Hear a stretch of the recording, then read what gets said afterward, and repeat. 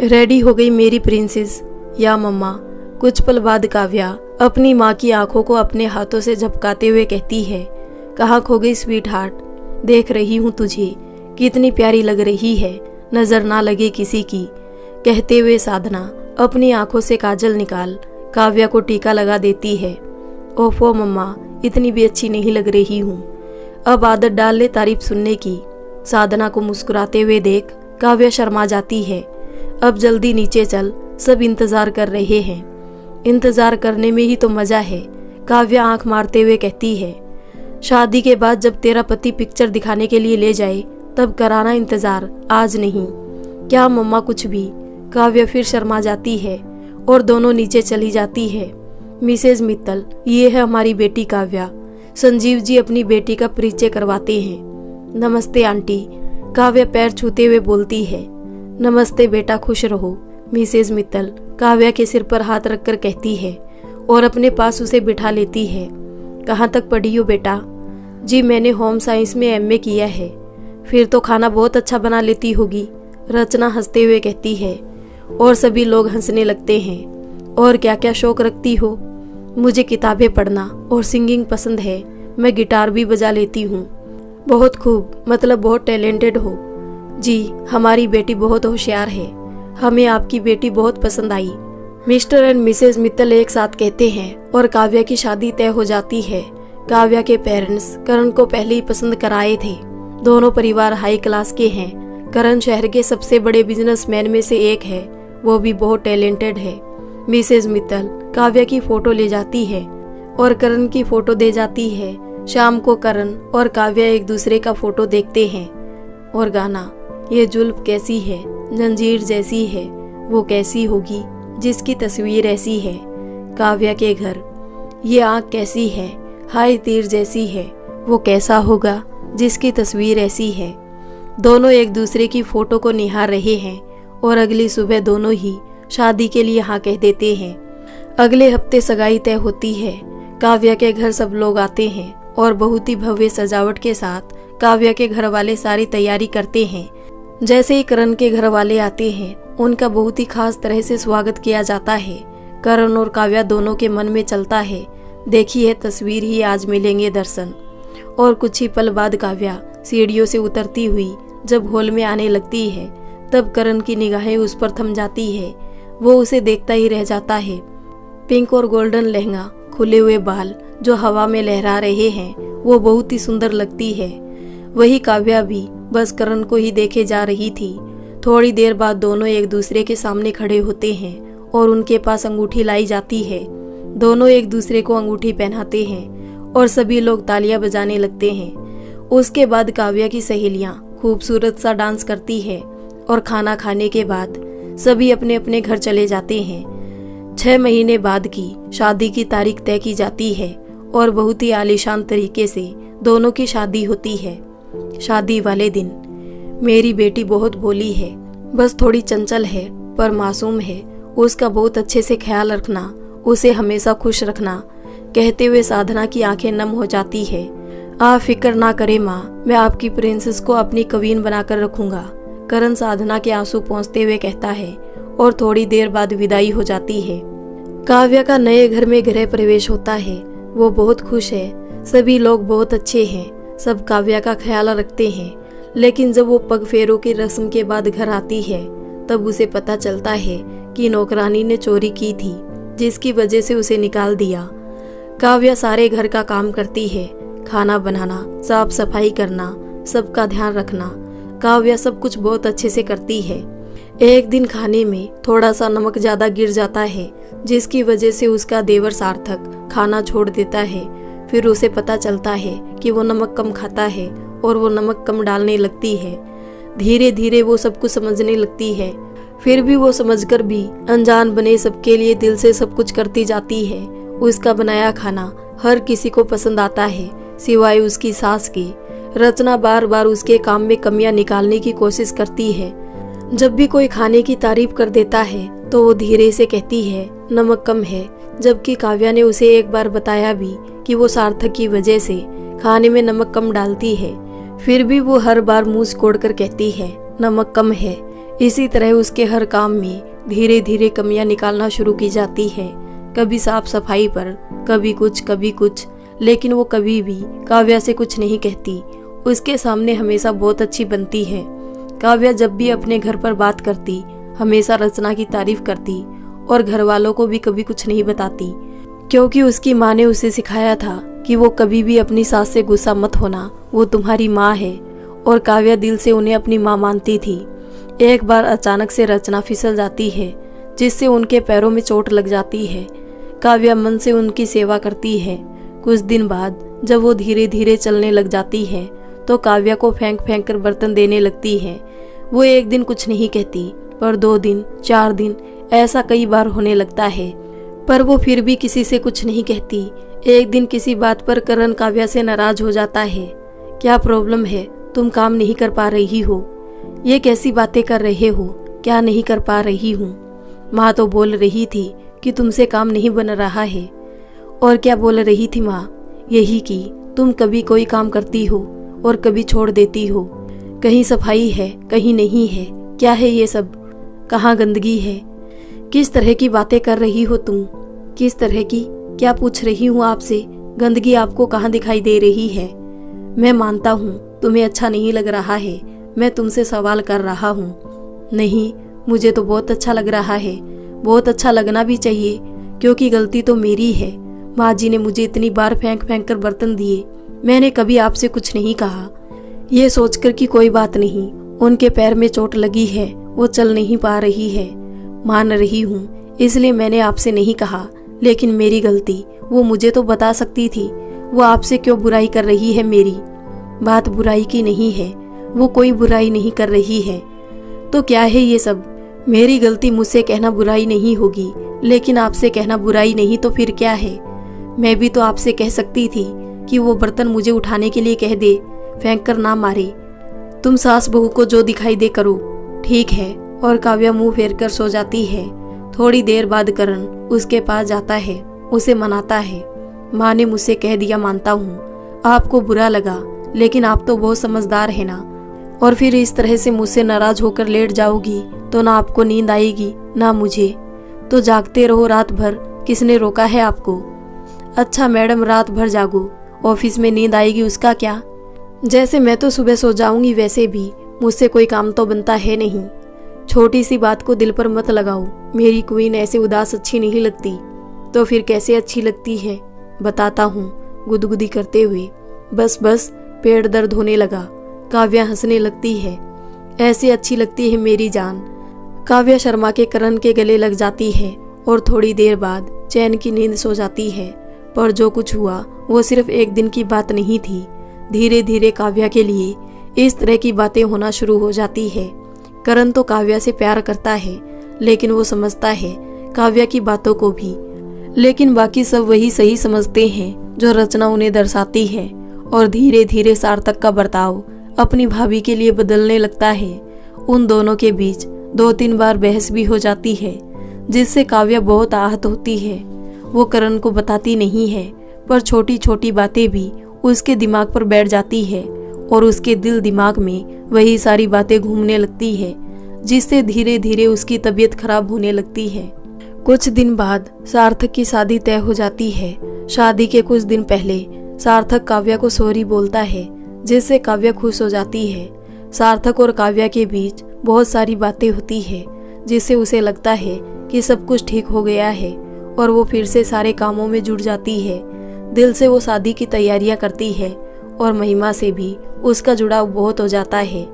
शादी के 2 दिन पहले खाना बनाने को लेकर सार्थक और काव्या की बहस हो जाती है, जिसके बाद काव्या की तबीयत बहुत खराब हो जाती है। उसे सार्थक का सॉरी बोलने वाले दिन और आज का चेहरा दिखाई देने लगता है, जिससे उसके दिमाग में बहुत सारी चीजें घूमने लगती है। रात को 2 बजे उसकी हालत बहुत बिगड़ जाती है, लेकिन 2 दिन के बाद शादी होती है, इसलिए उसे वही ट्रीटमेंट दिलाकर 2 दिन बाद ठीक से दिखाने की बात होती है। अगली सुबह, कैसी हो जान? ठीक हूँ, सच बोल रही हो? जी। बस 2 दिन हिम्मत कर लो, फिर हम बहुत अच्छे से आपका ट्रीटमेंट करवाएंगे। ठीक है, आपके लिए मैं 2 दिन हिम्मत कर लूंगी। I am proud of you, Karan माथे पर किस करके कहता है और फिर उसे गले लगा लेता है।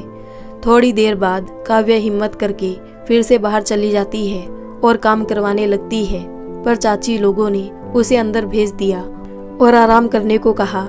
उस दिन काव्या आराम कर लेती है और अगले दिन वो फिर से काम में जुट जाती है, जिससे बीच में उसकी तबीयत बिगड़ जाती है। करण उसे टेबलेट देता है, पर उसमें नींद का नशा होता है। थोड़ी देर में बारात जानी होती है, इसलिए वो सो नहीं पाती, लेकिन जिसकी वजह से काव्या को बहुत परेशानी होती है। लेकिन उसकी सास उसे बहुत कुछ सुनाती है। उसकी माँ सारे काम संभालती है, अपनी बेटी को भी संभालती है और उसे हिम्मत और पेशेंस रखने को कहती है। काव्या ने उन्हें कुछ बताया नहीं था, इसलिए वो बहुत परेशान हो जाती है, लेकिन उस समय चुप रहती है। बारात के जाने के थोड़ी देर बाद वो अपने घर आ जाती है, लेकिन उन्हें काव्या की बहुत चिंता होती है। उन्होंने कभी नहीं सोचा था कि मिसेज मित्तल उनकी बेटी की इतनी खराब हालत में भी उसके साथ ऐसा बर्ताव करेगी। काव्या के बारे में सोचते सोचते उसका बीपी बहुत हाई हो जाता है, जिसकी वजह से उनकी तबीयत बहुत बिगड़ जाती है। वही दूसरी तरफ काव्या बारात में चली जाती है, पर उसकी हिम्मत बहुत कम होती है। फिर भी वो खुद को संभालती रहती है और विदाई के टाइम तक उसकी हालत बहुत खराब हो जाती है। वो घर आती है, जैसे तैसे खुद को संभाल कर रखती है और फिर सारी रस्मों में शामिल होती है। 2 दिन बाद साधना काव्या को फोन करती है। कैसी हो बेटा, कोई परेशानी तो नहीं है? क्या हम लेने आए? रिलैक्स मम्मा, एक सांस में कितने सवाल पूछ लोगी? मैं बिल्कुल ठीक हूँ, आप मेरी फिक्र ना करें। और फिर करण जी है ना, वो मुझसे बहुत प्यार करते हैं। जानती हूँ करण आपका बहुत अच्छे से ख्याल रखता है, लेकिन आपको कोई और परेशानी तो नहीं है? नहीं मम्मा, कुछ नहीं है, आप चिंता मत कीजिए, मैं बिल्कुल ठीक हूँ। लेकिन बेटा, अगर कुछ होगा तो मैं आपको बताऊंगी। ओके, अपना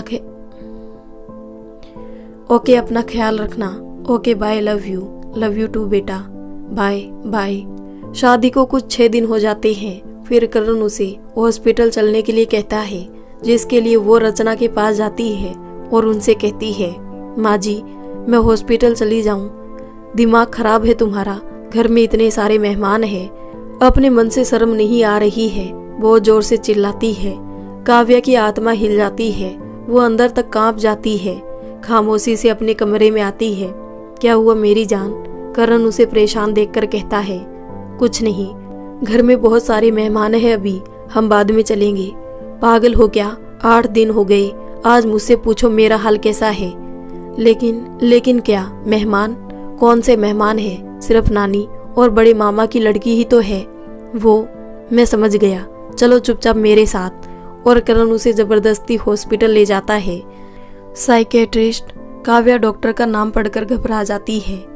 हाँ, जिस डॉक्टर से आपका इलाज चल रहा है, उन्होंने इनके पास आने के लिए कहा था। पर क्यों? अब ये तो डॉक्टर बताएंगे आपको। चलो कुछ नहीं होगा, मैं आपके साथ हूँ। दोनों अंदर चले जाते हैं। आइए Mr and Mrs Mittal. Good morning doctor. Good morning. बताइए मिसेज मित्तल, आपको क्या क्या दिक्कत है? अगर आपको कोई एतराज ना हो तो इनकी परेशानी मैं बताऊं? करण ने जल्दी से बोला। जी जरूर, वैसे भी इनकी परेशानी इनसे बेहतर आप बता सकते हैं। जी। करण ने एक लंबी सांस ली और बोलना शुरू किया। बहुत टाइम से इनके दिमाग में कुछ चल रहा है। अचानक इनकी तबीयत बहुत खराब हो जाती है। जब भी इनके दिमाग में कोई भी छोटी सी बात आती है, कुछ देर में हाथ पैर सुन्न हो जाते हैं और बेहोशी हो जाती है।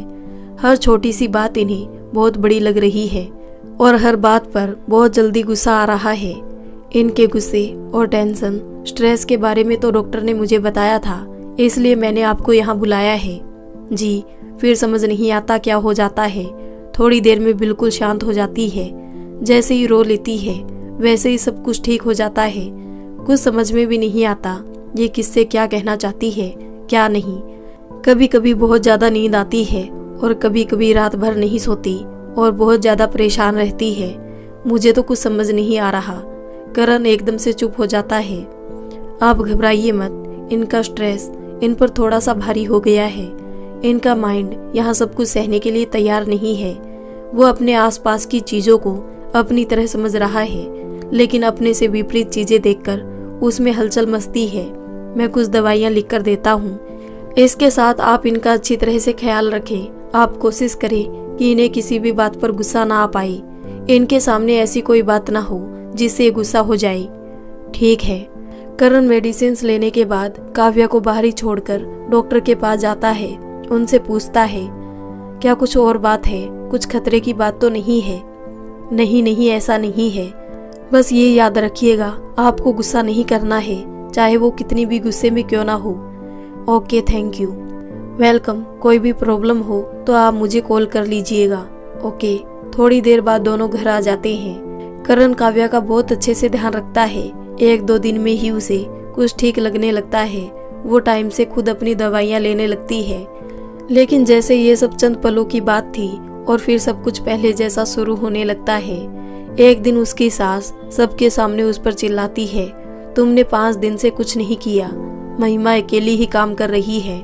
और फिर थोड़ी सी हुई वो बहस काव्या के दिल पर बहुत भारी पड़ जाती है। काव्या की तबीयत फिर से बिगड़ जाती है। उसकी हालत देखने के बाद करण काव्या की दवाइयाँ देखता है और उसे पता चलता है कि उसने कुछ दिनों से दवाइयाँ भी नहीं ली है। ये देख करण बहुत घबरा जाता है। वो डॉक्टर से तुरंत बात करता है और उसकी मेडिसिन में कुछ चेंज किए जाते हैं।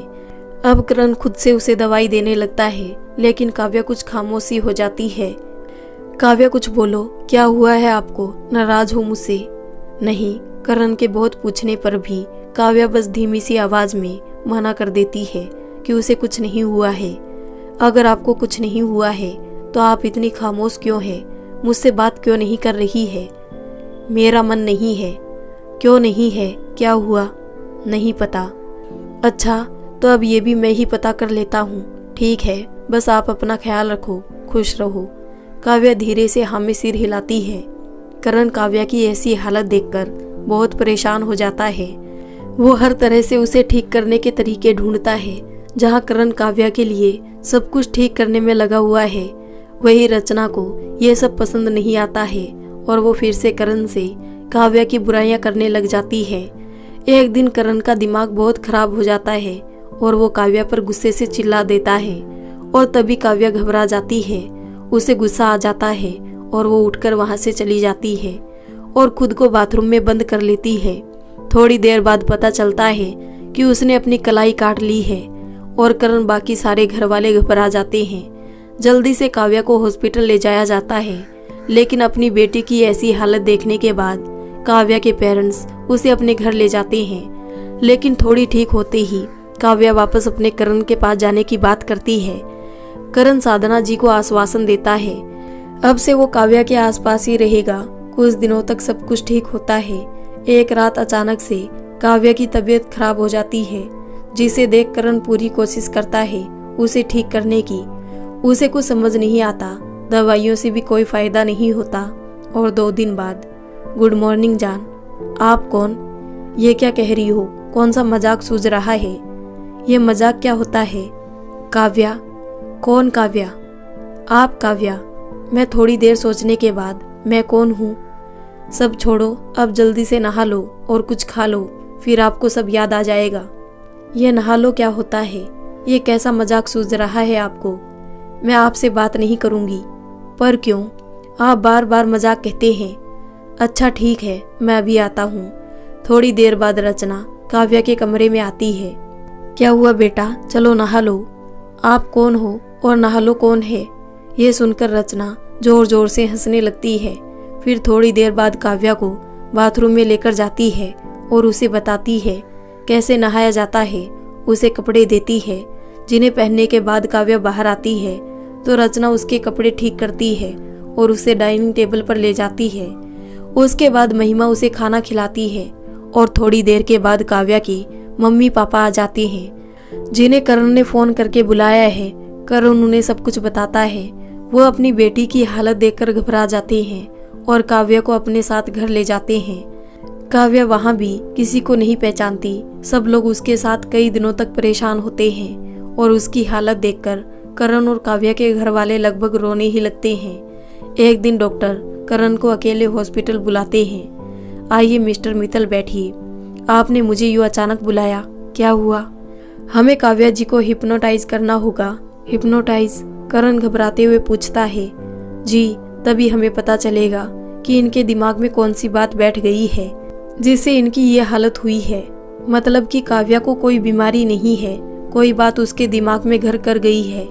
जी, उसके बाद काव्या ठीक तो हो जाएगी ना? इससे उसे कोई नुकसान तो नहीं होगा ना? करण के शब्दों में बेचैनी होती है। नहीं, आप घबराइए मत, उन्हें कोई नुकसान नहीं होगा, और अगर हमारा प्रयास सफल रहा तो उनकी तबीयत बिल्कुल ठीक हो जाएगी। अगर आप साथ दें तो उन्हें ठीक करना बहुत आसान होगा। मैं आपके साथ हूँ। मैं काव्या को यहाँ ले आऊँगा जब भी आप बोलोगे, पर उसे कुछ नहीं होना चाहिए। ठीक है, आप उन्हें कल सुबह ही यहाँ ले आइए। हम उन्हें कल ही ठीक करने की कोशिश करते हैं। ठीक है, कहकर वो वहाँ से चला जाता है। करण घर आकर काव्या को दवाइयाँ खिलाता है और उसे कमरे में आराम करने के लिए कहकर सब लोगों को लेकर बाहर हॉल में आ जाता है। उसके घर वालों को बताता है डॉक्टर ने काव्या को हिप्नोटाइज करने के लिए कहा है। क्या? पर क्यों? उन्हें लगता है कि कोई बात है जो काव्या के दिमाग में बैठ गई है और वो हमें नहीं बता रही है। हे भगवान, क्या हो गया है मेरी बच्ची को? उसने कभी मुझे कुछ क्यों नहीं बताया? अब तो वो कहते कहते साधना रोने लगती है। घबराओ मत, हमारी बेटी बिल्कुल ठीक हो जाएगी।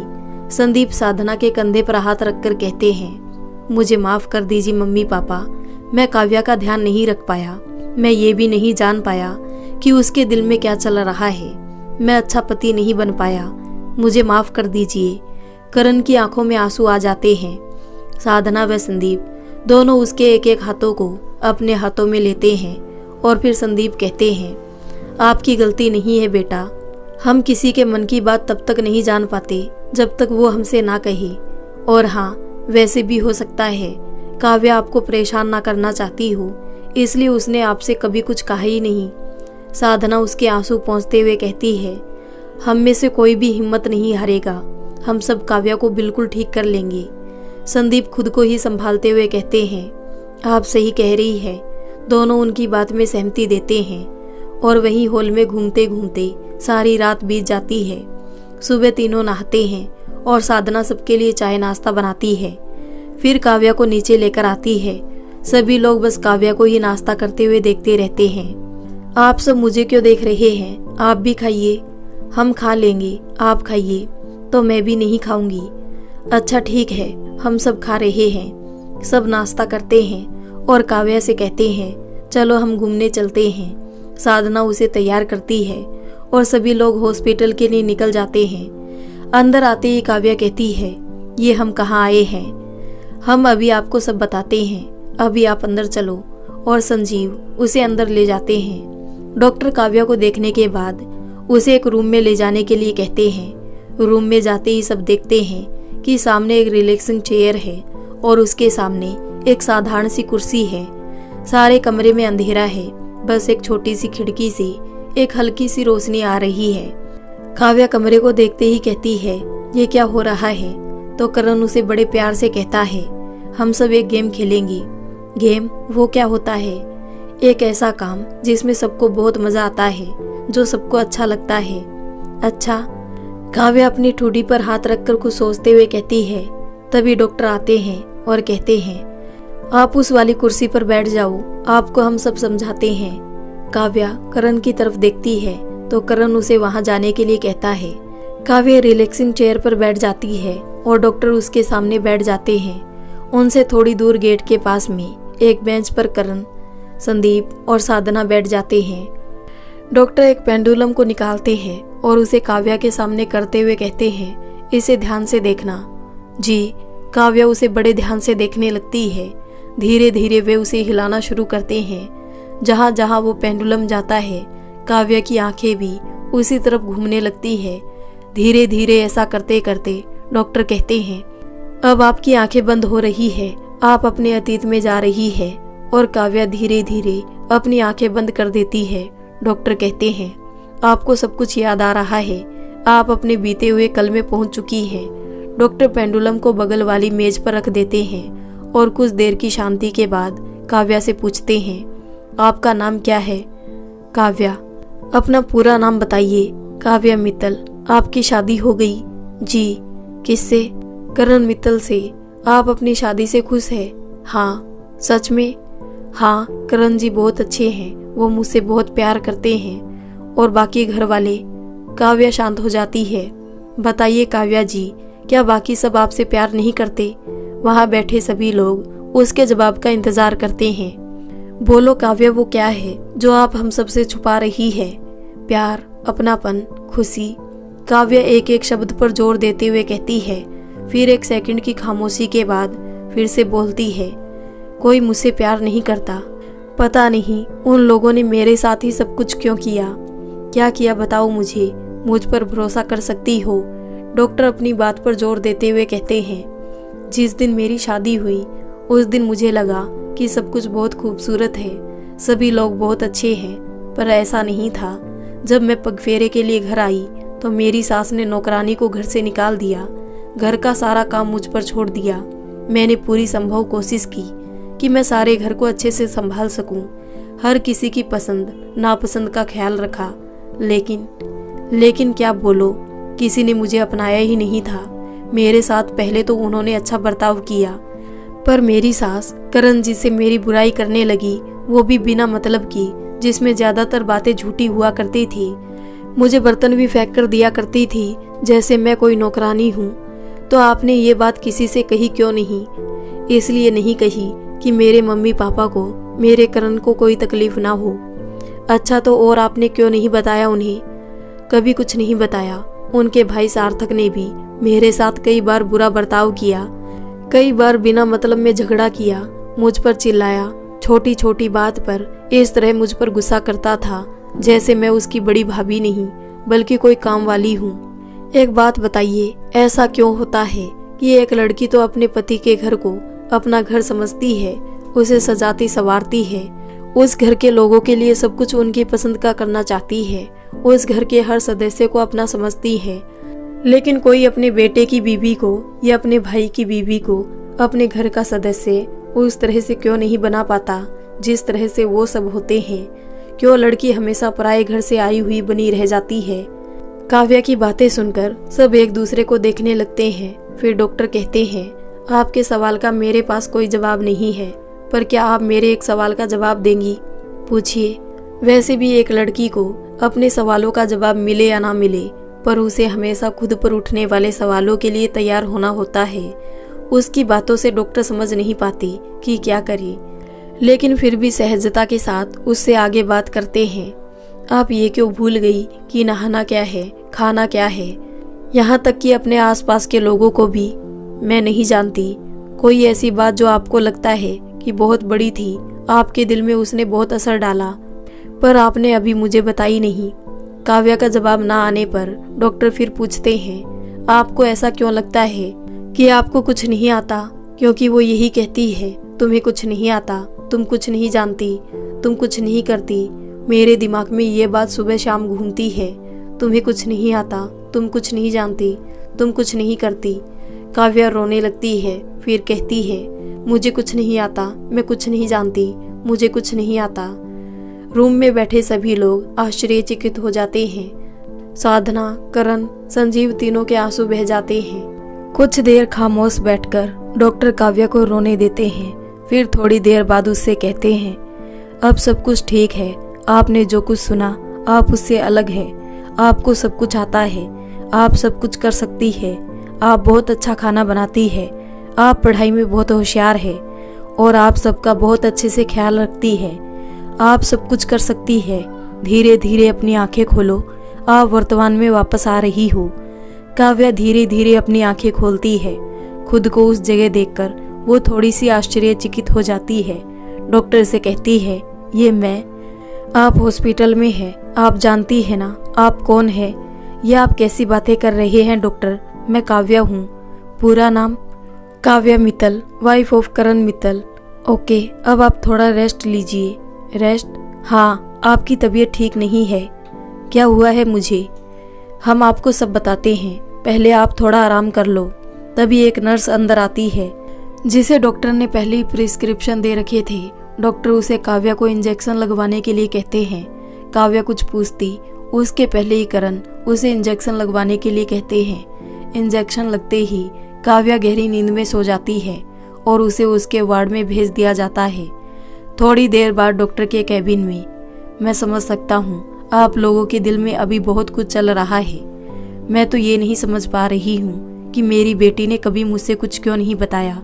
साधना किसी तरह अपने आंसुओं को संभालते हुए कहती है, ऐसा इसलिए क्योंकि लड़कियां नहीं चाहती कि वो अपने माँ बाप को अपनी तकलीफ बताकर परेशान करे। वो सोचती है कि उन्हें इस बात से दुख होगा, और ऐसा वही लड़कियां ज़्यादातर करती है जो अपने हस्बैंड से प्यार करती है, क्योंकि अगर उनके हस्बैंड भी बुरे होते हैं तो वो अपने घर वालों से सब कुछ कहकर उनसे अलग होना सही समझती है। लेकिन जहाँ एक तरफ अच्छा हस्बैंड हो और वहीं दूसरे लोग परेशान कर रहे हो, तो ऐसे में लड़कियां फंस जाती है। वो समझ नहीं पाती कि क्या करे। वहीं बैठी एक लेडी डॉक्टर कहती है, डॉक्टर क्या आप समझ रहे थे कि काव्या के साथ क्या सिचुएशन है जो आपने ये सब कुछ? करण डॉक्टर को देखते हुए कहता है, एक्चुअली हमारे ब्रेन में एक पार्ट होता है सेरिब्रम, जिसका काम याददाश्त रखना होता है। लेकिन जब कोई इंसान एक ही बात को बार बार सोचने लगता है या कोई बात उसके दिमाग में बहुत ज़्यादा ट्रिगर होती है, तो ऐसे में सेरिब्रम छोटा होने लगता है। धीरे धीरे सेरिब्रम का ज़्यादा छोटा हो जाना इंसान के अंदर याददाश्त की कमी ले आता है। ऐसे में इंसान कभी कुछ भूल जाता है और फिर कभी कुछ याद भी आ जाता है। यूँ अचानक से काव्या जी का सब कुछ भूल जाना इसी वजह से हुआ, इसलिए मैंने आपको उन्हें हिप्नोटाइज करने को कहा। पर डॉक्टर आपने ये बात मुझे पहले क्यों नहीं बताई? इसलिए क्योंकि मैं आपको ये खुद दिखाना चाहता था कि सच में उनके दिमाग में कुछ है। और सबसे बड़ी बात ये थी कि जब तक हम ये नहीं समझ लेते कि वो किस चीज़ से परेशान है, तब तक हम बैठकर सिर्फ तर्क वितर्क ही करते रहते। इसलिए मैंने सबसे पहले काव्या जी को ठीक करना जरूरी समझा। इसका मतलब अब मेरी बेटी बिल्कुल ठीक हो गई है, साधना ने बड़ी उम्मीद से कहा। हाँ, लेकिन पूरी तरह नहीं। मतलब? संदीप जी ने इतनी देर से चुप बैठे अपनी चुप्पी को तोड़ते हुए कहा, बात दरअसल ये है कि हिप्नोटाइज करने की वजह से काव्या को ये तो याद आ गया है कि वो कौन है और उनका अतीत क्या है, लेकिन उनके ब्रेन में अभी भी वही चीज़ है जो उन्हें परेशान कर सकती है और घूम भी सकती है। हम ये नहीं कह सकते कि उनकी याददाश्त अभी 1-2 दिन के लिए आई है या 1 घंटे के लिए। हो सकता है नींद से उठने के बाद फिर से सब कुछ भूल जाए। ये आप क्या कह रहे हैं डॉक्टर? तीनों घबराकर एक साथ कहते हैं, आप लोग घबराइए मत, बस हमें धीरे धीरे कोशिश करनी है उनका सेरिब्रम वापस से बड़ा हो जाए। और इस बात का आप लोगों को खास ख्याल रखना है कि अब कोई भी बात उनके दिमाग में बार बार ना घूम पाए जब तक वो पूरी तरह से ठीक ना हो जाती। आप लोगों को उनका बच्चों की तरह ही ख्याल रखना होगा। वो कहाँ है, क्या कर रही है, कहीं कुछ सोच तो नहीं रही। आपको हर बात देखनी होगी, नोटिस करनी होगी। सही कहा आपने, क्योंकि मैंने देखा था कभी कभी वो अपने दोनों हाथों की उंगलियों को आपस में मिलाते हुए अपने आप से कुछ कहती रहती थी। करण कहते हुए उदासी में और भी घिर गया। आप लोगों को उनको हमेशा मॉनिटर करते रहना है, हमेशा किसी एक को उनके साथ रहना है, क्योंकि अगर वो इस तरह से करती रही तो वो पागल भी हो सकती है। क्योंकि अगर उनकी याददाश्त अब दोबारा गई तो हम नहीं कह सकते कि उन्हें फिर किस तरह से वापस ला सकते हैं। तीनों एक दूसरे का चेहरा देखते हैं और फिर डॉक्टर से कहते हैं, हम सब मिलकर उसका ख्याल रखेंगे। मैं हमेशा उसके साथ रहूंगा। अब मैं अपनी काव्या को कभी कुछ नहीं होने दूंगा। मैं उसका पूरा ख्याल रखूंगा। कहते कहते करण का गला भर आता है। गुड डॉक्टर, क्या मैं काव्या के पास जा सकता हूँ? करण रुआंसा होकर कहता है, हाँ जा सकते हैं, लेकिन उनके पास में कोई भी ऐसी बातें मत कीजिएगा जो उनको पास्ट याद दिलाए। मेरा मतलब है कि आप लोगों के दिल में अभी ये चल रहा है कि मुझे उसने क्यों नहीं बताया, मैंने ये सब क्यों होने दिया। और करण जी, सबसे ज्यादा आप यही सोच रहे हैं इस वक्त कि मेरे होते हुए उसकी हालत इतनी बुरी कैसे हो गई। इसलिए आपको अपने दिमाग में ही ये बात रखनी है, काव्या के सामने नहीं लानी है, गलती से भी नहीं। इस वक्त उसकी हालत बहुत ज्यादा नाजुक है। मैं ख्याल रखूंगा, उसके सामने मैं ऐसा कुछ नहीं कहूँगा। सब लोग कैबिन के बाहर आ जाते हैं। करण अपनी नजरें नीचे करके संदीप और साधना से कहता है, मुझे माफ कर दीजिए, मैं काव्या का ख्याल नहीं रख पाया। मैं वो सब कुछ नहीं देख पाया जो मेरी आंखों के सामने चल रहा था। मुझे माफ कर दीजिए। संदीप उसे अपने गले लगा लेते हैं और कहते हैं, ऐसा मत कहो, इसमें आपकी कोई गलती नहीं है। सच बात तो ये है कि सारी चीजें आपके सामने हुई नहीं, और कई बार ऐसा भी होता है कि हम कुछ देख भी ले तो हम उसे छोटी बात समझ लेते हैं और सामने वाला उसे बड़ी बात समझता है। हम ये नहीं कह सकते कि कोई बात किसी के दिल पर कितनी गहरी जा रही है। डॉक्टर ने सही कहा, काव्या आपसे प्यार करती है, इसलिए ना वो कभी आपसे कह पाई ना हम दोनों से। थैंक यू पापा मुझे समझने के लिए। मैं अभी काव्या से मिलकर आता हूँ। ठीक है, मैं भी तुम्हारे साथ चलूंगी, साधना कहती है। तो तीनों वार्ड में पहुँचते हैं और देखते हैं कि काव्या अभी सो रही है। तीनों वहीं उसके पास बैठ जाते हैं और खामोशी से बस उसे देखते रहते हैं। थोड़ी देर में साधना वहाँ से उठकर बाहर आ जाती है तो संदीप भी उसके पीछे बाहर आते हैं और उसके कंधे पर हाथ रखकर कहते हैं, घबराओ मत, हमारी बेटी बिल्कुल ठीक हो जाएगी। मैं उसे ऐसी हालत में नहीं देख सकती। कहकर साधना रोने लगती है। संदीप उसे अपने गले लगाते हैं और उनकी आंखों से भी आंसू आने लगते हैं। वही साधना फूट फूट कर रोने लगती है। वहाँ करण काव्या का हाथ अपने हाथ में लेकर कहता है, जो पहले हुआ मैं नहीं जानता था, इसलिए हो गया। अब मैं हमेशा आपके साथ रहूंगा, ना ही आंसू आने दूंगा और ना ही कोई तकलीफ होने दूंगा। बस दिल में जो भी हो मुझसे कभी छुपाना मत। काव्या आहिस्ता से हाँ कहती है और धीरे धीरे अपनी आंखें खोलकर करण की तरफ देखती है। दोनों एक दूसरे की आंखों में देखते रहते हैं। कुछ देर बाद करण उसके सिर पर हाथ रखकर पूछता है, कैसी हो जान? ठीक हूँ। सच में बिल्कुल ठीक हो? कहीं कोई दर्द तो नहीं हो रहा है? सिर में दर्द हो रहा है? कितना? बहुत ज्यादा। फिर आपने मुझसे झूठ क्यों बोला? काव्या के कुछ ना बोलने पर करण उसके हाथ को मजबूती से पकड़कर कहता है, ऐसा ना किया करो, मुझ पर इतना भरोसा नहीं है कि मैं। करण आगे कुछ कहता उसके पहले ही काव्या कहती है, ऐसा नहीं है, मैं आपसे प्यार भी करती हूँ और भरोसा भी, तो ऐसा कभी ना करना। जी, मैं माँ पापा को लेकर आता हूँ, वो बाहर बैठे हैं। ओके माँ पापा। काव्या को होश आ गया है, जल्दी अंदर चलिए। बाहर आते ही करण एक सांस में सब कुछ कह देता है। संदीप साधना सुनते ही जल्दी से अंदर जाते हैं और काव्या के पास बैठ जाते हैं। कैसी हो बेटा? ठीक हो ना? कहीं दर्द तो नहीं है? साधना घबराहट में बोल जाती है तो संदीप उसे चुप कराते हैं। आराम से साधना, उसे कुछ बोलने तो दो। मम्मा मैं बिल्कुल ठीक हूँ, आप लोग इतने परेशान क्यों हैं? क्या हुआ है मुझे? कुछ नहीं हुआ बेटा, बस आपको चक्कर आ रहे थे। संदीप उसके सिर पर हाथ रखकर कहते हैं। साधना उसके पास बैठ जाती है। वही दूसरी ओर करण डॉक्टर को काव्या के बारे में बताने के लिए भागता है। अंदर पहुंचते ही बोलता है, डॉक्टर काव्या को होश आ गया है, उसके सिर में बहुत दर्द हो रहा है। घबराइए नहीं, सब ठीक हो जाएगा। दोनों काव्या के पास पहुंचते हैं। काव्या जी कैसी हैं आप? सिर दर्द है आपको? डॉक्टर के पूछते ही संदीप वहां से हटकर साधना के पास आ जाते हैं। करण भी उन दोनों के पास खड़ा हो जाता है। दर्द बहुत ज्यादा हो रहा है, ऐसा लग रहा है जैसे सिर फट जाएगा। कहते समय काव्या के चेहरे पर दर्द साफ झलकता है। आप फिक्र नहीं कीजिए, आपका सिर दर्द बहुत जल्दी ठीक हो जाएगा। काव्या को आश्वासन देने के बाद डॉक्टर करण की तरफ मुखातिब होते हैं और कहते हैं, उन्होंने बहुत टाइम से कुछ खाया नहीं है, शायद इसलिए दर्द हो रहा है। आप पहले इन्हें कुछ हेल्दी खिला दीजिए, उसके बाद देखते हैं। ज़्यादा दवाई उनके लिए अच्छी नहीं है। ठीक है डॉक्टर, कहकर करण डॉक्टर के साथ बाहर आ जाता है और उनसे पूछता है, क्या हम काव्या को घर ले जा सकते हैं? आप उन्हें घर तो ले जा सकते हैं, लेकिन उनका बहुत ज़्यादा ख्याल रखना होगा। उनके दिमाग पर ज़्यादा जोर नहीं दिया जा सकता, इसलिए उनसे ज़्यादा सवाल नहीं करना आप लोग। जी डॉक्टर, मैं ख्याल रखूंगा आपकी हर बात का। डॉक्टर कुछ दवाई लिख कर देते हैं और करण से कहते हैं, ये दवाई उन्हें आपको टाइम से देनी है और इसके साथ ये ध्यान रखना है कि वो गुमसुम ना हो। उनके दिमाग में जो भी चल रहा हो वो बेझिझक आपको बता सके। आपको इतना यकीन उनको दिलाना होगा। और हाँ, इस वक्त वो जहाँ सबसे ज़्यादा खुश रहे आप उन्हें वहाँ ले जाए, चाहे वो आपका घर हो या उनका मायका। जी डॉक्टर, मैं काव्या को उसके घर ले जाऊंगा। करण, मैं ये नहीं कह रहा कि वो आपके घर में खुश नहीं रहेगी। मेरा मतलब ये है कि जहाँ उनका ख्याल ज़्यादा अच्छी तरह से रखा जा सके।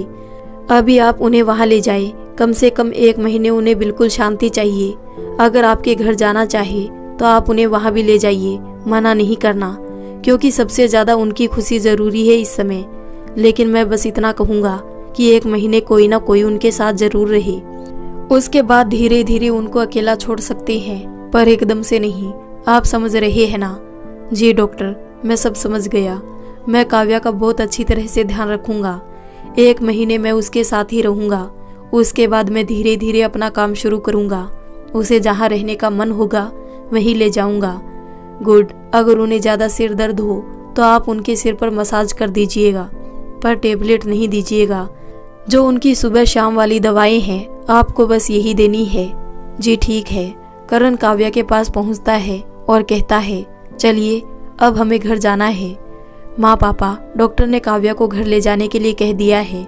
फिर काव्या की तरफ प्यार से देखते हुए कहता है, और वैसे भी काव्या की तबीयत ठीक है तो हम उसे हॉस्पिटल क्यों रखें? डॉक्टर ने कहा है कि जैसे ही कुछ अच्छा सा खा लेगी इनका सिर दर्द भी ठीक हो जाएगा। वही तो मैं कह रही हूँ, मुझे कुछ हुआ ही नहीं। आपको कुछ नहीं हुआ है, इसलिए हम घर चल रहे हैं, कहकर संदीप उठते हैं। माँ पापा, आप दोनों काव्या को लेकर जाइए, मैं गाड़ी पार्किंग से निकालता हूँ तब तक। ठीक है बेटा, चलो काव्या, अब आप भी तैयार हो जाओ, कहकर साधना काव्या को उठाती है। थोड़ी देर में दोनों काव्या को लेकर बाहर आते हैं तो देखते हैं कि करण भी गाड़ी लेकर आ चुका है। दोनों उसे आराम से गाड़ी में बैठाते हैं और घर के लिए निकल जाते हैं। घर पहुंचकर साधना शांति से खाना लगाने के लिए कहती है। उसने हॉस्पिटल से ही शांति को फोन कर दिया था और बता दिया था कि काव्या के लिए क्या बनाना है। सभी लोग हाथ मुंह धोने के बाद डाइनिंग टेबल पर बैठते हैं और खाना खाने के बाद संदीप काव्या से पूछते हैं, आपको थोड़ा आराम है या दर्द बहुत ज्यादा हो रहा है? अभी मैं ठीक हूँ पापा। ऐसा करो, अब आप आराम कर लो, फिर हम शाम को बात करते हैं। जी पापा। करण, आप काव्या को लेकर कमरे में जाओ। साधना के कहने पर करण काव्या का हाथ पकड़कर उसे कमरे की तरफ ले जाता है। साधना संदीप की आंखों से ओझल होते ही वो काव्या को अपनी गोद में उठा लेता है और फिर कमरे में ले जाकर उसे आराम से बेड पर लेटा देता है। फिर उसके बगल में चेयर पर बैठ जाता है। अब कैसा लग रहा है आपको? बिल्कुल सच सच बताना।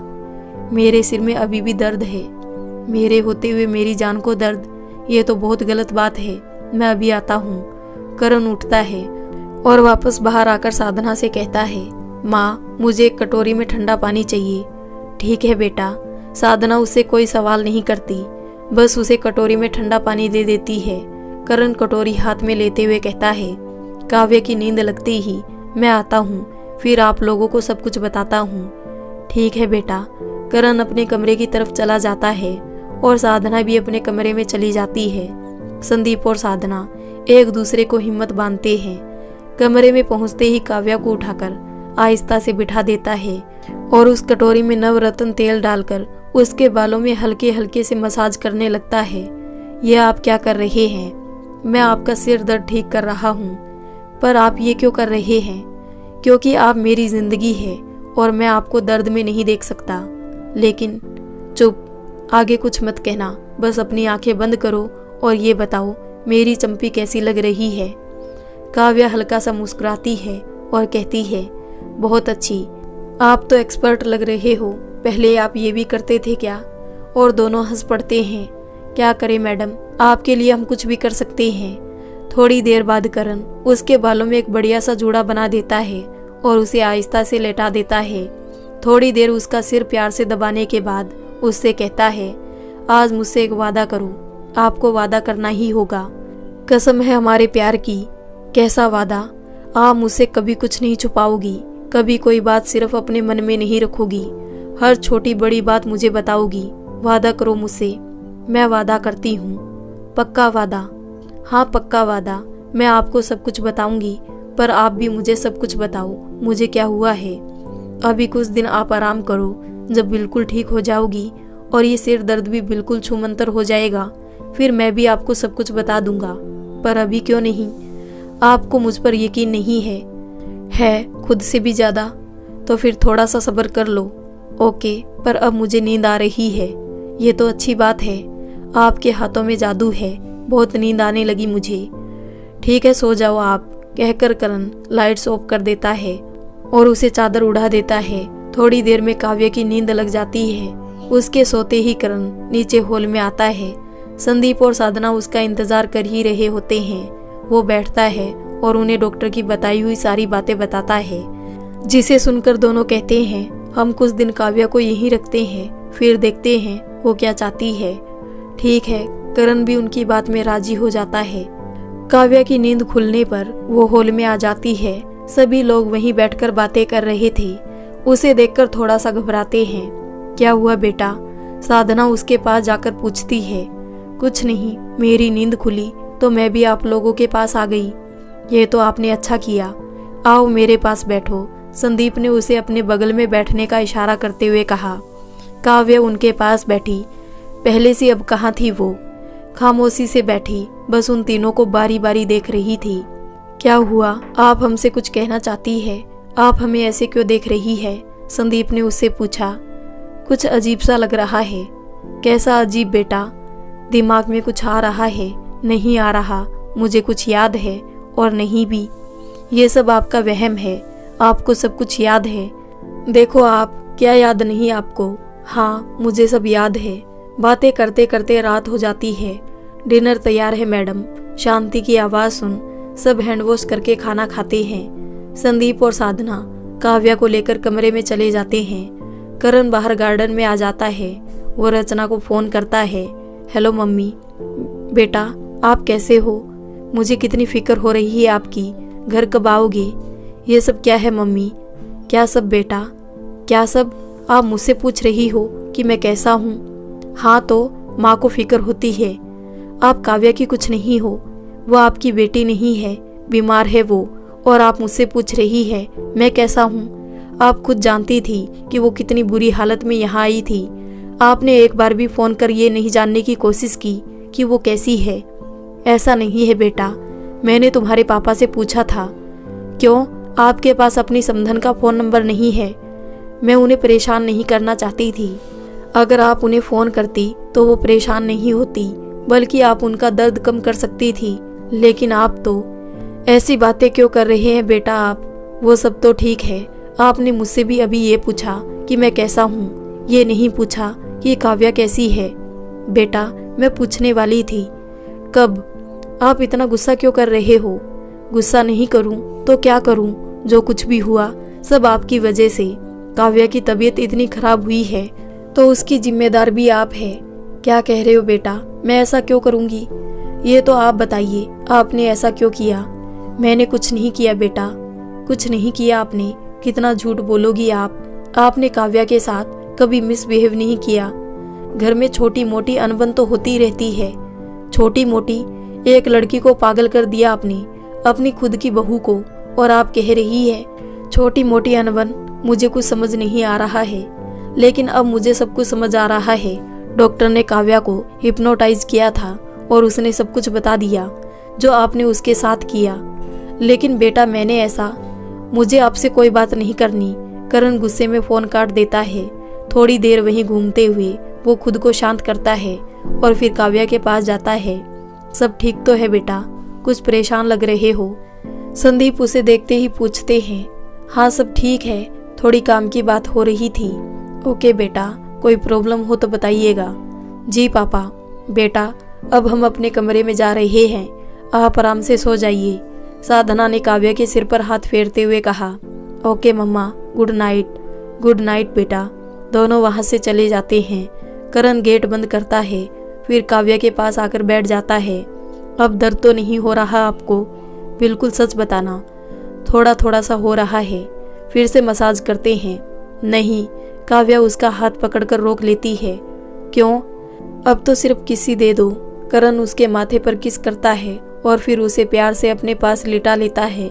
वो धीरे धीरे उसके बालों में अपनी उंगलियों को फिराता है, जिससे उसे नींद आ जाती है और थोड़ी देर में काव्या सो जाती है। उसे बेफिक्री से सोते देख करण भी सो जाता है। अगले दिन करण के पास फ़ोन आता है। हेलो पापा। क्या हुआ बेटा? कुछ नहीं, सब कुछ ठीक है। मैंने आपको बताया तो था। अब काव्या की तबीयत भी ठीक है। मैं आपकी माँ के बारे में बात कर रहा हूँ। माँ के बारे में मुझे कोई बात नहीं करनी। मैं वही तो जानना चाहता हूँ कि हुआ क्या है। 2 दिन से खाना नहीं खाया उन्होंने। क्या माँ ने खाना नहीं खाया? करण घबरा जाता है। हाँ बेटा, आपसे बात होने के बाद उन्होंने खाना नहीं खाया। आप मुझे बताइए कि बात क्या है। मैं थोड़ी देर में घर पहुंचता हूँ, फिर बैठकर बात करता हूँ। ठीक है बेटा। करण फोन डिस्कनेक्ट करने के बाद काव्या के पास पहुंचता है। मुझे बहुत ज़रूरी काम है, तो मुझे अर्जेंट अभी जाना होगा। आपको कोई भी तकलीफ हो तो आप मम्मा को बता देना। मैं जैसे ही फ्री हो जाऊंगा आपके पास आ जाऊंगा। ठीक है, आप टेंशन मत लीजिए, मम्मा पापा है मेरे साथ। हाँ बेटा, आप बेफिक्र होकर जाइए, हम दोनों हैं यहाँ, साधना कहती है। कोई टेंशन वाली बात तो नहीं है? संदीप करण से पूछते हैं। नहीं पापा, कोई टेंशन वाली बात नहीं है, सिर्फ अर्जेंट काम है। ठीक है। करण वहाँ से घर के लिए निकल जाता है। करण जैसे ही घर पहुँचता है सबसे पहले अपनी माँ के पास जाता है। मम्मा, आपने खाना क्यों नहीं खाया? जब मेरा बेटा मुझसे इतना गुस्सा है तो मैं खाना कैसे खाऊं? नहीं खाया जा रहा बेटा मुझसे। रचना की आंखें नम हो गई। मुझे माफ कर दो मम्मा, प्लीज आप खाना खा लो। नहीं खाना मुझे। महिमा, माँ के लिए खाना लेकर आओ। महिमा खाना लेकर आती है तो करण रचना की तरफ देखकर कहता है, मेरे हाथ से भी नहीं खाओगी मेरी मम्मा? और फिर निवाला बनाकर उनकी तरफ बढ़ाता है। रचना खाना खा लेती है। करण सारा दिन माँ के पास ही रहता है। बीच बीच में काव्या से उसकी तबीयत के बारे में पूछता रहता है। फिर शाम को साधना को फोन करके भी काव्या के बारे में पूछता है। हेलो मम्मा, काव्या कैसी है? ठीक है बेटा, आप फिक्र मत कीजिए, उसे कोई भी प्रॉब्लम होगी तो मैं आपको तुरंत बताऊंगी। ओके मम्मा, आप लोग ज़्यादा परेशान नहीं होना, कुछ भी हो मुझे तुरंत बताना। हाँ बेटा, आप बस अपना काम ध्यान से करो। ओके। फोन रखने के बाद करण रचना की तरफ देखता है तो उसकी नींद लग चुकी होती है। वो उठकर बाहर घूमने के लिए निकल जाता है। गार्डन में घूमते घूमते उसके दिमाग में पिछले कई दिनों से चल रही सारी बातें घूमने लगती है। वो अपने आप से ही बातें करने लगता है। नोटिस तो मैंने कई बार किया है कि माँ का बिहेवियर काव्या के साथ अच्छा नहीं है, लेकिन अब मैं क्या करूँ? माँ से कल इस बारे में बात कर ली तो उन्होंने खाना छोड़ दिया। और काव्या, उसकी हालत तो कितनी खराब है। डॉक्टर ने उसका पूरा ध्यान रखने के लिए कहा है। अगर मैं उसे यहाँ लाया तो मुझे नहीं लगता कि 1 महीने उसका ध्यान रखा जाएगा। 1 महीने क्या, 1 हफ्ते भी उसका पूरी तरह से ध्यान रखा जाना बहुत मुश्किल है। आवाज़ सुनते ही करण पीछे मुड़कर देखता है। पापा, मैं तो। कोई बात नहीं बेटा, मैं समझ सकता हूँ तुम इस समय किस धर्म संकट में फंसे हो। तुम्हारी माँ से कुछ कहने से कोई फायदा नहीं है। पापा, आप कैसी बातें कर रहे हैं? मैं सही कह रहा हूँ बेटा, उनसे कुछ कहोगे तो वो अपनी गलती नहीं मानेगी। जानता हूँ मैं उन्हें, वो हमेशा से ही ऐसी है। तो फिर मैं क्या करूँ? एक बेटा अपनी माँ से कुछ कह भी नहीं सकता। कह सकते हो, लेकिन सामने वाला नहीं समझेगा, इसलिए उनसे कुछ ना ही कहो तो ही बेहतर है। पर मैं इस समस्या का क्या करूँ? ऐसा करो, काव्या को 1 महीने के लिए उसके मायके में ही रहने दो। लेकिन हम उसे मायके में रहने देंगे तो लोग क्या सोचेंगे? कोई कुछ नहीं सोचेगा, और हमें लोगों की परवाह नहीं करनी है। मुझे बस अपनी बेटी की परवाह है, और तुम्हें भी इस समय सिर्फ उसी के बारे में सोचना चाहिए। ठीक है पापा, मैं उसे वहीं रहने के लिए कहूँगा। नहीं, ऐसे डायरेक्ट उससे मत कहना। साधना जी से बात कर लेना। धीरे धीरे जब वो ठीक होने लगेगी तब उसे हम सब बताते जाएंगे। अभी बस उसे ये कहो कि उसे आराम करना है। ठीक है, और अपनी माँ की फिक्र मत करो, उन्हें मैं संभाल लूँगा। मुझे कुछ पता नहीं था, इसलिए कॉल किया था आपको। कोई बात नहीं पापा। राजेश उसकी बात बीच में ही काट कर कहते हैं, तुम सुबह काव्या के पास चले जाना, कुछ दिन के लिए उसके साथ रहो। तब तक ऑफिस का सारा काम मैं देख लूँगा। बिना कुछ कहे करण अपने पापा के गले लग जाता है। वो प्यार से उसके सिर पर हाथ फेरते हुए वो कहते हैं, हिम्मत रखो बेटा, सब ठीक हो जाएगा। चलो अब आप आराम कर लो। ओके पापा, कहकर करण अपने कमरे में चला जाता है। राजेश मित्तल वहीं खड़े रहते हैं। कुछ देर अपने घर की तरफ देखने के बाद वो एक चेयर पर बैठ जाते हैं। मन में सोचते हैं, मुझे माफ़ कर दो बेटा, मैंने आपको फ़ोन करके गलत बुला लिया। मुझे नहीं पता था कि आपकी माँ ये सब नाटक कर रही है। जब मैंने उन्हें फ़ोन पर बात करते सुना तो मेरा दिमाग ही सुन रह गया। वो कुछ मिनट पीछे चले गई। रचना का फ़ोन बजा, उसने फ़ोन अटेंड किया। सामने से आवाज़ आई, सो गई थी क्या? अरे नहीं, आंख बंद करके लेटी हूँ आराम से। आराम से? तुमने तो कल कहा था कि करण तुमसे गुस्सा है। मेरा बेटा मुझसे एक दिन भी गुस्सा नहीं कर सकता। मैं ऐसा कभी होने नहीं दूंगी। इसका मतलब वो मान गया? वो क्या मानेगा, मैंने उसे मनाया है। क्या? गलती तुम्हारी, और मनाया तुम्हें कैसे? हाँ हाँ, वो कल की आई लड़की मेरे बेटे को मुझसे छीन लेगी क्या? कभी नहीं। हाँ, लेकिन तुमने ऐसा क्या किया? करना क्या था, कल सुबह करण से बात करने के बाद मैं अपनी ड्यूटी पर चली गई। वहाँ से लौटते समय मैंने तुम्हारे साथ खाना तो खाया ही था।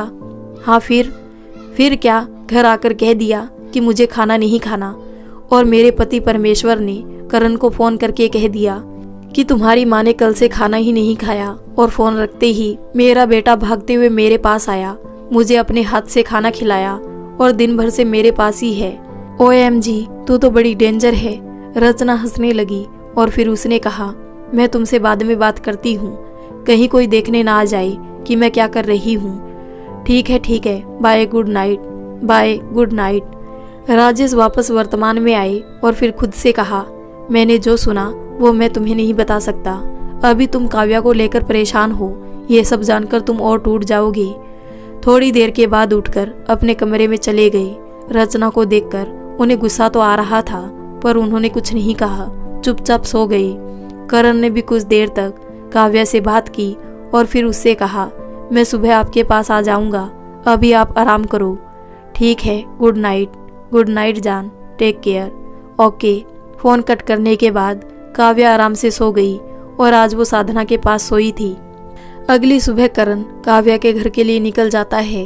रचना गुस्से में तमतमाती है, नाश्ता भी करके नहीं गया, कैसा लड़का है। राजेश उसे समझाते हैं, कोई बात नहीं, वही जाकर कर लेगा, काव्या के साथ खा लेगा। क्यों इतनी फिक्र कर रही है आप? फिक्र ना करूं तो क्या करूं? बहू की भी थोड़ी सी फिक्र कर लो, ज्यादा कुछ नहीं। राजेश गुस्से में वहां से चले जाते हैं। रचना का चेहरा गुस्से से सुर्ख हो जाता है। राजेश ऑफिस जाते समय रास्ते में सोचते हैं, इस घर में कितने सालों के बाद खुशियां आई थी जब इतनी प्यारी बच्ची काव्या इस घर की बहू बनकर आई। उसके आने के बाद हमें बिजनेस में भी कितना फायदा हुआ और घर भी स्वर्ग जैसा हो गया था। वो तो सच में लक्ष्मी है हमारे घर की, लेकिन आज उसकी ऐसी हालत हो गई है कि उसे स्वर्ग तो क्या, घर का भी अर्थ नहीं पता। वो तो अपना नाम और खुद को सबको भूल गई थी। वो दिन रात काव्या के ठीक होने की प्रार्थना करते हैं। करण घर पहुंचते ही काव्या को देखते ही उसे गले लगा लेता है। तभी साधना को वहां आते देख उससे थोड़ा दूर होता है और फिर कहता है, ठीक है आप, कोई प्रॉब्लम तो नहीं हुई? नहीं, मुझे कोई प्रॉब्लम नहीं हुई। मम्मा ने पूरी रात मेरा अच्छे से ख्याल रखा। काव्या के चेहरे पर एक मासूम सी मुस्कुराहट थी, जिसे देख करण को सुकून मिला। तभी साधना पास आकर बोली, ठीक हो बेटा? हाँ मम्मा। काम हो गया आपका? हाँ, अच्छे से हो गया। तो ठीक है, चलो नाश्ता कर लो। आपको कैसे पता मैंने नाश्ता नहीं किया? क्योंकि आप काव्या के लिए इतने परेशान थे तो आपको याद ही नहीं रहा होगा जल्दी में। ये सुनकर करण मुस्कुरा दिया और सभी लोग नाश्ता करने चले गए। नाश्ता करने के बाद करण ने कहा, कहीं घूमने चले? हाँ। कहाँ चलेंगी? जहाँ भी आप ले जाओ। करण को याद आया कि काव्या को बहुत सारा पानी देखना था जब उसकी तबीयत ठीक नहीं थी। तब एक बार उसने बोला था। याद आते ही करण ने कहा, ठीक है। दोनों पास की एक झील घूमने चले गए। काव्या को बहुत अच्छा लगा, वो बहुत खुश थी। तीनों मिलकर काव्या का बहुत अच्छे से ध्यान रख रहे थे। करण काव्या को अलग अलग जगह घुमाने ले जाने लगा। साधना और 2-3 रिश्तेदार भी उसके साथ जाया करते थे। काव्या को तो बहुत सारा पानी देखना था। करण ने उसे इतने सारे डैम घुमा दिए कि वो पानी देख देख कर बोर हो गई थी। धीरे धीरे काव्या की तबीयत सुधरने लगी। कुछ 10 दिन हुए थे तो साधना ने करण से बोला, बेटा आपको कोई काम तो नहीं है? मेरा मतलब है आप काव्या की वजह से काम ना कर पा रहे हो। नहीं मम्मा, ऐसी कोई बात नहीं। देखो बेटा, अगर ऐसा कुछ भी हो तो आप हमें बता सकते हैं। करण ने कुछ नहीं कहा। थोड़ी देर के बाद साधना ने फिर बोला, अगर आप काव्या को घर ले जाना चाहते हैं तो हमें उससे भी कोई प्रॉब्लम नहीं है। बस आप दोनों हमेशा खुश रहो, और हमें क्या चाहिए? आपको सच में ऐसा लगता है कि अगर काव्या वहाँ रहेगी तो ठीक हो जाएगी? करण ने सीधे ही साधना से सवाल कर लिया। मन तो ये था कि इस समय काव्या हमारे साथ ही रहती। करण को तो लगा जैसे अब उसे कुछ कहने की जरूरत ही नहीं है। वो तो खुद भी चाहता था कि काव्या इस 1 महीने यही रहे। तो उसने कहा, आप सही कह रही है, काव्या को यहीं रहना चाहिए। बुरा मत मानना बेटा, बात बस ये है कि आपकी माँ नौकरी की बंदी है और इस समय काव्या के पास हर समय कोई चाहिए, बस इसलिए। हाँ, ये बात तो सही है, काव्या के पास हर समय किसी का होना ज़रूरी है। मैं कल सुबह ही घर चला जाऊंगा और फिर 20 दिन के बाद डॉक्टर को दिखाकर काव्या को घर ले जाऊंगा। नहीं, ऐसी कोई बात नहीं है। अगर आपको कोई काम का प्रेशर नहीं है तो आप भी यहीं रुको हमारे साथ, हम सबको भी अच्छा लगेगा और काव्या का ख्याल भी तीनों मिलकर रख लेंगे। मुझे जाना चाहिए, पापा अकेले ही बहुत सारा काम इतने दिनों से संभाल रहे हैं, अब मुझे उनका हाथ बटाना चाहिए। ठीक है, जैसा आपको ठीक लगे। थोड़ी देर के बाद दोनों अपने अपने कमरे में चले जाते हैं। करण प्यार से काव्या को अपने पास सुलाता है और फिर अगली सुबह अपने घर चला जाता है। साधना काव्या को समझा देती है कि करण को काम है इसलिए वो जा रहा है। मैं भी इनके साथ नहीं जा सकती। आप जा सकती है, लेकिन डॉक्टर ने कहा है कि हर समय आपके पास किसी को रहना है, फिर वो काम करेंगे कि आपके पास रहेंगे। लेकिन डॉक्टर ने ऐसा क्यों कहा है, ये सब हम आपको बहुत जल्दी बता देंगे। अभी क्यों नहीं? अपनी माँ पर भरोसा नहीं है? नहीं मम्मा, आप पर पूरा भरोसा है, तो फिर मैं आपको सही समय आने पर बता दूंगी। ठीक है। काव्या भी करण को खुशी खुशी जाने देती है। करण अपने काम पर भी ध्यान देता है और साथ में हमेशा काव्या के बारे में भी अलर्ट रहता है। उससे हमेशा पूछता रहता है कि वो कैसी है और ठीक है, ये जानकर उसे राहत मिलती है। साधना और संदीप उसका बहुत अच्छे से ख्याल रखते हैं और धीरे धीरे 18 दिन निकल जाते हैं। महीने को पूरा होने में सिर्फ 2 दिन बचे हैं, लेकिन बीच में एक फेस्टिवल होता है, रक्षाबंधन। वैसे तो ये त्योहार भाई बहन का है और उसमें काव्या का भी अपने मायके आना ही होना था, लेकिन करण की बहनों, मौसी की लड़कियों को भी तो करण के साथ काव्या को भी राखी बांधनी चाहिए थी। उन लोगों ने महिमा को राखी बांधी और काव्या के बारे में भी पूछा, पर उन्हें कुछ खास नहीं बताया गया। काव्या को बुरा तब लगा जब घर के किसी भी सदस्य ने उसे घर आने के लिए नहीं कहा। वो बहुत परेशान थी। उसे समझ नहीं आया कि ऐसा क्यों हुआ। उसकी सास ने भी उसे एक दिन भी फोन नहीं किया था। वो अपने आप में ही सोचे जा रही थी, जब भी मैं अपने घर आती हूँ मैं माँ जी को रोज कॉल करती हूँ, लेकिन इस बार जब मेरी तबीयत इतनी खराब है तो उनका फोन एक बार भी क्यों नहीं आया। मैंने तो उन्हें मम्मा से बात करते हुए भी नहीं सुना। आज मेरी दोनों ननंद सिर्फ एक भाभी को राखी बांधकर चली गई, तब भी माँ जी ने एक बार भी फोन नहीं किया। ऐसा क्यों? कोई मुझे बता क्यों नहीं रहा है कि हुआ क्या है? तभी साधना वहां आती है और उसके कंधे पर हाथ रखकर कहती है, क्या हुआ बेटा? जिससे उसकी तंद्रा भंग होती है और वो पीछे मुड़कर कहती है, नहीं मम्मा, कुछ नहीं हुआ। कोई आगे कुछ कहता उसके पहले ही किसी ने डोर नॉक किया। साधना ने जैसे ही गेट खोला तो काव्या खुशी से बोली, सुरेश भैया।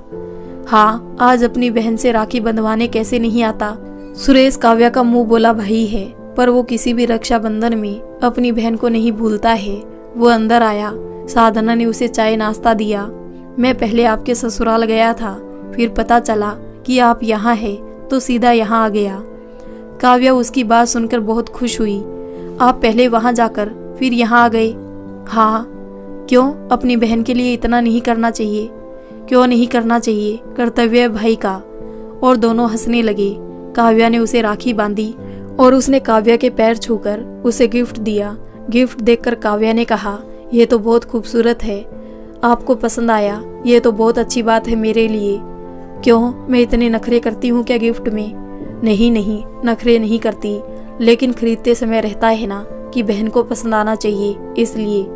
थोड़ी देर सभी लोग बैठकर बातें करते हैं और फिर सुरेश चला जाता है।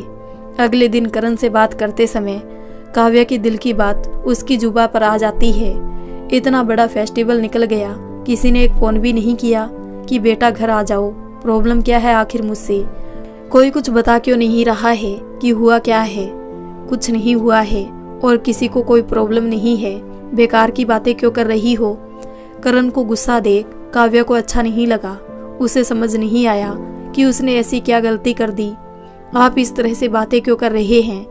मैं बस यही तो जानना चाहती हूँ कि आप लोग मुझसे क्या छुपा रहे हैं। क्या छुपा रहे हैं? कोई कुछ नहीं छुपा रहा है। मेरे घर वालों ने ये किया, मेरे घर वालों ने वो किया। आपके घर वाले बहुत अच्छे हैं, आपकी माँ ने उस रात मुझसे ये कह दिया कि अपने घर जाओ और सुबह मैं अपने घर आ गया। ये सुनते ही काव्या हिल गई। ये कैसी बातें कर रहे हैं? मम्मा ऐसा कह ही नहीं सकती। हाँ, आपकी मम्मा कुछ नहीं कह सकती, सब कुछ मेरे घर वाले कह सकते हैं और कर सकते हैं। सब लोग बहुत बुरे हैं ना, जब सब इतने बुरे हैं तो वो तुम्हें बुलाएंगे क्यों घर पर? मेरा मतलब वो सब कुछ नहीं था। मैं तो बस ये कह रही थी कि त्योहार पर भी किसी ने मुझे फ़ोन नहीं किया। अब आपसे भी ना कहूँ? मत कहो, किसी से कुछ मत कहो। काव्या ने फ़ोन काट दिया और फूट फूट कर रोने लगी। उसके रोने की आवाज़ सुनकर साधना उसके पास आई और उसे अपने साथ ले गई। बोलो बेटा, क्या हुआ? कुछ नहीं मम्मा। कुछ नहीं हुआ तो फिर रो क्यों रही हो? बताओ क्या हुआ? दामाद जी ने क्या कहा आपसे? उन्होंने कहा कि आपने उन्हें घर से भगा दिया, इसलिए वो चले गए। आपने क्यों कहा उनसे कि अपने घर जाओ? नहीं बेटा, मैंने उनसे ये नहीं कहा। मैंने तो बस ये कहा था कि अगर आपको कोई काम हो तो आप अपना काम कर लो, काव्या का ख्याल हम रख लेंगे। साधना की बात सुनकर काव्या कुछ नहीं बोली और फिर रोने लगी। उसे समझ नहीं आया कि क्या करना है, तो उसने अपने ससुर को फ़ोन कर दिया। उन्होंने जब फ़ोन उठाया, हेलो बेटा, पर उन्हें सामने से सिर्फ काव्या के रोने की आवाज़ सुनाई दी।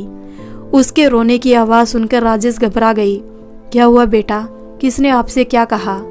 मैंने उनसे इतना कहा था कि किसी ने मुझे त्योहार पर भी नहीं बुलाया, तो उन्होंने मुझ पर इतना गुस्सा किया। मेरी क्या गलती है? क्या हुआ है? कोई मुझे कुछ बता क्यों नहीं रहा है? नहीं बेटा, कुछ नहीं हुआ आपको, कोई गलती नहीं है आपकी। मैं सुबह ही आपके पास आ रहा हूँ, ठीक है? अभी आप चुप हो जाओ। काव्या रोई जा रही थी। उन्होंने फिर बोला, आप मेरी बात नहीं मानोगी? अपने पापा की बात नहीं मानोगी ना? हाँ, तो चुप हो जाओ बेटा, मैं आपको कल सुबह सब कुछ बताऊंगा। ठीक है। काव्या चुप हो गई और फ़ोन रखने के बाद चुपचाप सो गई। अगली सुबह राजेश करण के साथ काव्या के घर गए। उसे पिछले महीने में हुई सारी बात भी बताई गई। काव्या करण से बात नहीं कर रही थी, तो राजेश ने कहा, काव्या बेटा, जाओ आप अपना सामान पैक कर लो। जी पापा। करण, आप हेल्प करो काव्या की। जी पापा। दोनों काव्या के रूम में चले गए। करण ने बात करने की कोशिश की, पर काव्या कुछ नहीं बोली। आई एम सॉरी, प्लीज़ मुझे माफ़ कर दो। आप माफ़ी क्यों मांग रहे हैं? गलती तो मेरी है, आपकी कोई गलती नहीं है। मैंने आपसे कहा था कि हर छोटी बड़ी बात आप मुझे बताएगी, अपने दिल में नहीं रखेंगी, और कल गुस्से में मैंने कह दिया कि कुछ मत कहो, किसी से मत कहो। हाँ, कह दिया तो क्या हुआ? आप तो कुछ भी कह सकते हैं, आप हस्बैंड है ना। काव्या ने इतनी मासूमियत से कहा कि करण के चेहरे पर मुस्कान आ गई। हंस लो, मजाक उड़ा लो मेरा। मैं आपका मजाक नहीं उड़ा रहा हूँ, मैं तो खुद पर हंस रहा हूँ कि इतनी मासूम सी बीबी पर गुस्सा कैसे कर दिया। काव्या ने मुंह टेढ़ा कर लिया। माफ कर दो प्लीज। चलो अब मैं उठक बैठक लगा लेता हूँ। 1 2। करण ने उठक बैठक लगाना शुरू कर दिए। काव्या ने आगे बढ़कर उसे रोका और बोली, आपको ये सब कुछ करने की ज़रूरत नहीं है। जब तक आप मुझे माफ़ नहीं करोगी मैं नहीं रुकूंगा। अच्छा बाबा, ठीक है, माफ़ किया। पक्का? हाँ। ऐसे? उसकी बात सुन काव्या ने मुस्कुरा दिया। करण ने उसे गले लगा लिया। थोड़ी देर बाद दोनों नीचे आ गए। तब तक राजेश भी संदीप और साधना को यह आश्वासन दे चुके थे कि अब काव्या के साथ कुछ गलत नहीं होगा। काव्या अब ठीक थी। डॉक्टर को दिखाने के बाद उसे घर ले गए। राजेश घर चले गए। करण काव्या को रास्ते में एक तालाब के पास घुमाने के बाद घर गया। कुछ दिन तक सब कुछ ठीक था, पर धीरे धीरे फिर से काव्या के साथ बुरा व्यवहार शुरू हो गया। रचना को कोई फर्क नहीं पड़ता था कि काव्या के दिमाग पर कितना बुरा असर पड़ रहा है। वो उसके साथ हमेशा रूड बिहेव करती थी। वो पहले की तरह ही करण से काव्या की बुराई करने लगी। करण अपने काम को लेकर पहले बहुत परेशान था, क्योंकि बीच में कई सारे प्रोजेक्ट पेंडिंग हो गए थे। काव्या अब हमेशा उसे छोटी बड़ी बात बताने लगी थी। एक तरफ रचना और दूसरी तरफ काव्या। करण दोनों की बातें सुन सुनकर अब चिड़चिड़ा होने लगा था। वो प्यार दोनों से ही करता था, पर अपने काम के बीच उन दोनों के लिए ही कुछ नहीं कर पा रहा था। उसने काव्या को कई बार समझाने की कोशिश की कि तुम माँ की बातों को इग्नोर करने की कोशिश करो, हर बात को दिमाग में मत बिठाओ, लेकिन काव्या हमेशा ऐसा नहीं कर पा रही थी। उसकी हालत फिर से खराब होने लगी थी। करण को लग रहा था कि काव्या ही कुछ ज्यादा सोचती है और वो भी उससे थोड़ा नाराज रहने लगा था। काव्या ने उसे हर बात कहना बंद कर दिया और फिर से बातें उसके दिमाग में बैठने लगी। काव्या को ऐसा महसूस हुआ जैसे 1-2 बार करण ने उससे झूठ बोला। वो भी समझ गई पर उसने कुछ कहा नहीं, लेकिन ये सारी चीजें उसके दिमाग पर बैठने लगी। उसकी हालत कुछ अजीब सी हो गई थी। रचना हमेशा की तरह करण से काव्या की बुराई करती रहती थी। एक दिन करण काम को लेकर बहुत परेशान था, तभी रचना ने उसे बहुत कुछ बोल दिया। तो करण गुस्से में काव्या से बोला, तुम ये सब कुछ करती क्यों हो? पहले भी तुम्हारी माँ ने फोन करके तुमसे जो कुछ कहा तुम वही करती रही। क्या कहा मम्मा ने फोन करके? यही कि ये जताओ जैसे तुम्हें कुछ याद नहीं। मतलब आप कहना क्या चाहते हैं कि मैंने नाटक किया? आप अच्छी तरह जानते हैं मुझे तो कुछ भी याद नहीं था। उसके बाद में ना ही मुझे ये याद था कि क्या हुआ था उन कुछ दिनों में। काव्या की आंखों से आंसू बहने लगे। इसलिए तो आदमी पहले मर जाते हैं, रो रो के औरतें मार देती है और आदमी को हार्ट अटैक आ जाते हैं। करण इतना कहकर चुप हो गया। काव्या भी चुप हो गई और चुपचाप लेट गई एक कोने में। थोड़ी देर बाद जब करण का गुस्सा थोड़ा शांत हुआ तो उसने काव्या की तरफ देखा तो उसकी नींद लग चुकी थी। करण ने उसके माथे पर किस करके धीरे से सॉरी कहा और उसे अपने सीने से लगाकर सो गया। सुबह जब करण की आंख खुली तो उसने देखा कि काव्या अभी तक सो रही है। जब उसने टाइम देखा तो 10 बज रहे थे। ये क्या, इतनी देर तक तो काव्या कभी नहीं सोई। वो घबरा गया। उसने काव्या को उठाने की बहुत कोशिश की पर वो उठी नहीं। उसने तुरंत डॉक्टर को बुलाया। न जाने कब शांति मिलेगी इन सब चीजों से। रचना ने मुंह बनाते हुए कहा, चुप रहोगी तुम? कितनी बुरी हालत है, तुम्हें उससे कोई फर्क नहीं पड़ता। राजेश ने उसे गुस्से से घूरते हुए कहा। तभी डॉक्टर वहां आए। उन्होंने काव्या का चेकअप करने के बाद कहा, मैंने आप लोगों से कहा था कि इनका बहुत अच्छे से ध्यान रखना जरूरी है। अभी इनकी दिमागी हालत बहुत नाजुक है। क्या हुआ डॉक्टर? आप ऐसी बातें क्यों कर रहे हैं? क्या हुआ है काव्या को? करण की आवाज कांप रही थी। उसकी बातों में उसका डर साफ झलक रहा था। ये तो आप बताइए कि इन 3 महीनों में क्या हुआ? सब कुछ ठीक तो था, रचना ने रूखे स्वर में कहा। ठीक है, थोड़ी देर में होश में आ जाएगी तो उसके बाद ही कुछ पता चलेगा। काव्या के होश में आने तक डॉक्टर वहीं बैठे रहे। जैसे ही उसे होश आया, उसकी हरकतों और उसकी बातों से पता चला कि वो अपना होश पूरी तरह से खो चुकी है। उसे ऐसे देख करण का तो मरने का जी हुआ। राजेश ने उसे बहुत मुश्किल से करण को संभाला और फिर काव्या को मेंटल हॉस्पिटल में एडमिट कराया गया। संदीप और साधना ने रचना के ऊपर केस कर दिया, लेकिन करण की बिगड़ती हालत देख उन्होंने अपना केस वापस ले लिया। सबको लग रहा था कि करण माँ के जेल जाने का सदमा भी बर्दाश्त नहीं कर पाएगा, इसलिए उसकी खातिर संदीप और साधना ने रचना को सजा दिलाने का फैसला बदल दिया। पर करण को अपनी सुध-बुध कहाँ बची थी। वो तो बस इस सदमे में था कि उसने काव्या से इस तरह से बात की। इसी वजह से उसके साथ ये सब कुछ हुआ।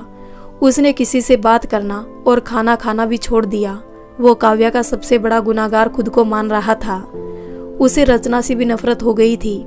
रचना जिस तरह काव्या की हर अच्छाई को नजरअंदाज करके उसे बार बार काव्या की बुराइयों और गलतियों की दुहाई देती थी। सब कुछ करण को याद आता रहता है। तो दोस्तों, ये कहानी आपको कैसी लगी? अगर अच्छी लगी हो तो वीडियो को लाइक कर दे, हमारे चैनल को सब्सक्राइब कर ले।